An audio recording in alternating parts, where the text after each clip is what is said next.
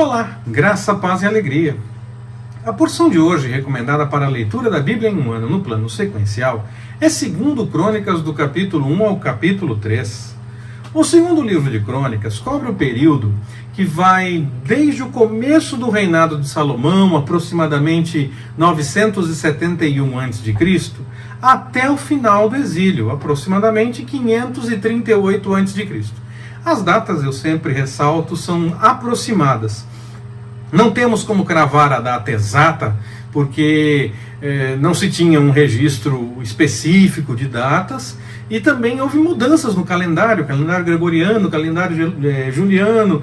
O ano antes podia ser lunar, solar, a contagem com 350 dias, 360 dias, 365 dias, 366, no nosso caso com o ano bissexto, 365, e essa coisa toda. Então tem algumas mudanças, mas essas datas são realmente aproximadas, é perto disso, se não for exato, é muito perto disso, a partir das contas com as mudanças nos calendários. Essas são as datas que nós conseguimos nos aproximar para esses eventos.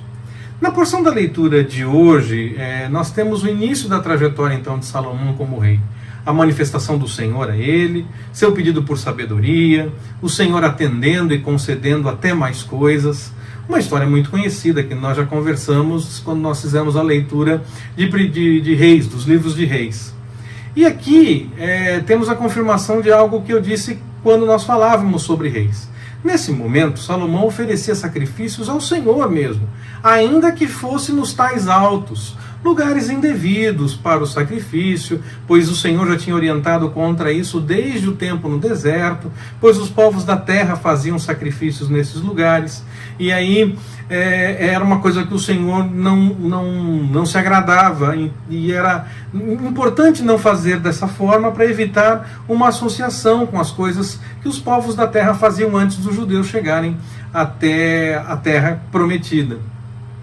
Mas aqui, neste caso, o templo não estava construído ainda, a Arca da Aliança estava num lugar, o tabernáculo em outro lugar. Então essa realidade de fazer as ofertas nesses altos se fazia presente mesmo sem ser envolvendo adoração a outras divindades dos povos da terra. O problema é que com o tempo, depois que o templo foi construído, as coisas podem ter se misturado com as ideias da religiosidade desses outros povos que habitavam a terra antes, e aí fez uma grande bagunça no meio da religiosidade do povo judeu. Nós temos os novos preparativos de Salomão para a questão do templo, além de tudo que nós lemos nas histórias em 1 Crônicas, que Davi já deixou preparado. E é de fato uma história bem interessante. É interessante fazer essa leitura e notar acordos internacionais, a confirmação e o reconhecimento de nações politicamente, uma pequena aula bem singela de relações exteriores, por assim dizer. E nações confirmando o reconhecimento de uma nação e da outra nação e essa coisa toda. O autor de Crônicas, que eu acredito ser Esdras, pelo menos aquele que organizou boa parte do texto, utilizou diversas fontes escritas, como alguns textos bíblicos mesmo, de coisas que nós temos registradas nos livros de Samuel, nos livros de Reis, Juízes, Salmos, e inclusive até mesmo textos do Pentateuco, dos 5 primeiros livros do Antigo Testamento. Ele também citou profetas como Isaías, Jeremias e Zacarias, por exemplo.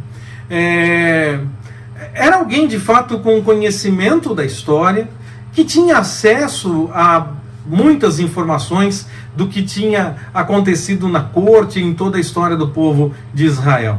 Lembrando sempre que não era tão simples fazer a leitura de um livro naquela época. Não era só dizer página tal, linha tal e essa coisa toda. Eram enrolos. Era necessário abrir o rolo, saber aonde estava escrito determinada história, buscar o conhecimento adequado, muitas coisas escritas juntas. Então, nós não temos aqui um ambiente muito favorável para toda essa pesquisa. No entanto, eles faziam, e faziam muito bem, e chegou até nós todas essas informações. Também temos uma situação peculiar nesse caso, quando o texto foi terminado depois do exílio, a parte que foi confeccionada depois do exílio, se não todo ele, apesar dele contar histórias anteriores, ele pode ter sido confeccionado mesmo com base em outros textos, mas apenas depois. Muita coisa poderia ter se perdido, porque Jerusalém foi destruída, lugares foram queimados, muita coisa podia realmente ter se perdido e não ter tanta coisa para poder ter esse acesso a todas essas informações. O Senhor cuidou, é claro, para que tivéssemos as informações necessárias e para que o editor, o compilador de crônicas tivesse acesso a essas informações, para que fizesse chegar até nós aquilo que fosse realmente importante e necessário para o nosso conhecimento. Para encerrar da passagem do pedido de Salomão para o Senhor a respeito de pedir a sabedoria, nós podemos dizer que o Senhor sempre nos atende até além do que nós esperamos.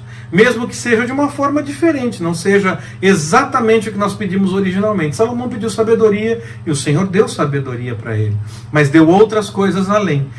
Pode ser que o Senhor não atenda um pedido nosso da forma como nós formulamos o pedido. Pode ser que atenda exatamente como pedimos, pode ser que atenda como pedimos e mais um pouco, como foi com Salomão, pode ser que atenda de uma forma totalmente diferente do que nós avaliamos como necessário quando nós apresentamos o nosso pedido diante do Senhor. Mas qualquer que seja a forma que o Senhor nos atender, qualquer que seja a forma que o Senhor nos abençoe, será sempre a melhor forma que poderia acontecer, porque Ele sabe até mais do que nós mesmos sobre o que nós precisamos. E Ele pode nos atender de uma forma ainda mais graciosa, mais completa, da melhor forma de fato. E então nós podemos confiar e esperar sempre o melhor da parte do Senhor. Que Ele nos abençoe.